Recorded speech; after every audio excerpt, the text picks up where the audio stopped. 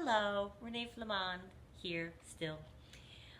On the dissolution of marriage and seeking advice for if you're going through something and it finally gets to the point that you think, I think we're heading for a divorce, we inevitably start to gather opinions. We talk to family, we talk to friends.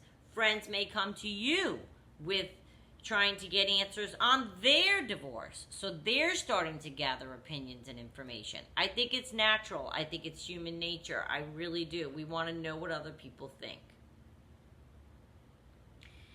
Giving advice to friends can be very, very tricky on the topic of dissolution of marriage. It's a big, big deal, and it's become very prevalent in our society that people divorce. We must tread very carefully when approached with this topic from friends, or when approaching your friends in getting advice on divorce. You want to make sure that any advice you're getting or giving remains in a positive light. And you might say, well, how's it going to be positive? I've been married to this narcissist monster for 10 years. I'm finally thinking about leaving him. I just want to be told that it's okay. I understand that. However, as friends, if that's what you have seen with your friend and they come to you and ask you for advice, we can't be too quick to say, and I don't want people to be too quick to say their marriage was a mistake. You may have had children with this person. Boom, it's not a mistake. No way. Sorry, you married exactly who you were supposed to yield you this brood of wonderful, loving children, and that's what you have to concentrate on, okay? So, but when people are quick to say that their marriage was a mistake, and then they have friends trying to chime in and say, that was a mistake, only two people know their own journey. Only two people. So, as friends, we have to try to remember a few things, okay? Your friend, if they're coming to you for advice, you have to remember your friend chose this person to marry. They did choose that person to marry. So if you disparage them, you're doing so to their choice. And you may even be doing so to the father or mother of their children. So we need to tread carefully, and unless your friend is in harm's way, I've always found, I get asked a lot about divorce because I had a good divorce. I get asked a lot. And I try to remain steadfast in my non-opinion of what I tell them, because it is ultimately only those people's decision. And it is up to us to listen. Dissolution is a very tough decision. And as friends, it is up to us to be a support system, not to judge, not to convince them to stay because the guy's a nice guy, not to convince them to leave because the guy's a schmuck. It's her schmuck. It's a very tenuous decision when people are deciding to divorce or not to divorce. And I've always tried to encourage, regardless of which way they go, peaceful resolutions regardless of their decision. So if they decide to stay together, it is up to us as friends to support that decision. Now you may say, but narcissist, and he's been harming her, and this is awful. Okay, you have to figure out a way to try to point out to them, look, how are you feeling when he or she does this? And how do you think it's going to go in the future of your relationship? Do you think that it would be better if you had some semblance of order and healthiness that remains from your relationship going forward for your children? And would that be better served if you were apart? And do you think that you could work it out if you were together? We really do have to keep an eye on not strongly advising someone, just get out. Because it's happened many times, and again, I'm 53, so I've seen it. You give advice, they stay together, and now you're the pariah friend.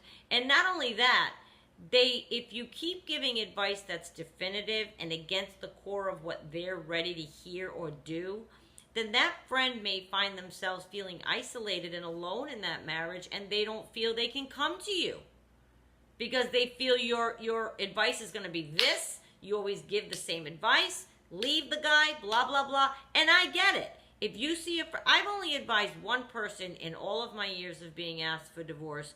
I only advised one person, get out. And that's because the man was physically harming her.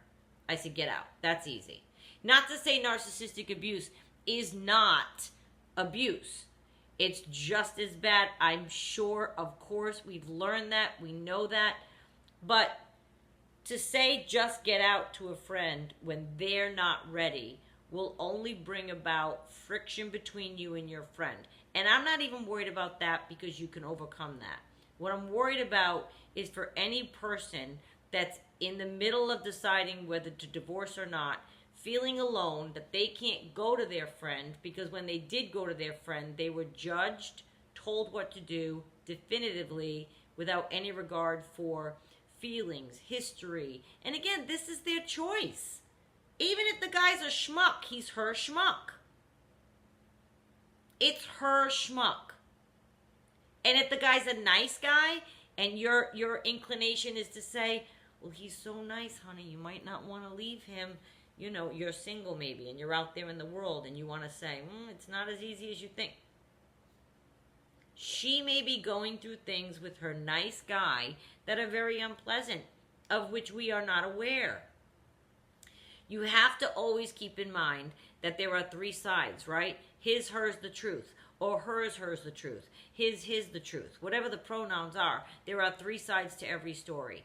So if we go in gangbusters and try to give definitive advice to people on whether or not they divorce, that is a heavy, heavy decision that only needs to be made by two people. And as a friend, your hands are tied. You feel like, okay, well, what can I say? What can I say? I don't want to lead them down the wrong path. I don't want to give them advice that will come up and bite them or bite me or bite... Here's the thing.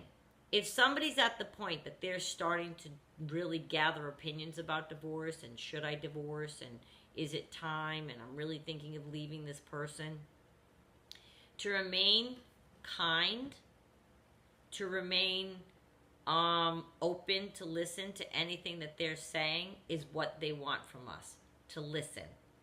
And I've had people say, just tell me what to do. Just tell me what to do. I caution you against that. And again, you may say, but narcissist and abuse, and she's asking me, and it's finally time, and she's ready to leave him. I don't care how much they say to you or how angry they came off a fight.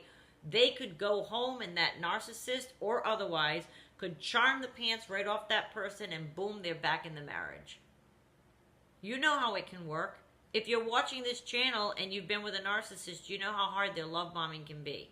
So when a friend is at the point of whether to divorce or not and they're coming to you for advice or friends are coming to you for advice, just keep in mind that is their spouse. That is the father of or mother of their children. This person, they have years invested together. And the person might even be saying, I've been miserable for 20 years and he does this, this, and this, and I'm over it. But just listen. Don't call him a schmuck. It's her schmuck. She can call him a schmuck. Because don't forget, you want to maintain a position that in the future your friend feels they're free to come to you.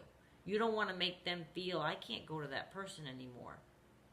Because then you're isolated. And you don't know what's going on. Now you can't even be there for your friend. It's a very, very slippery slope of giving advice, maintaining your composure, not telling her or listening to him, her, all the bad things about their spouse. Yes, you should leave them.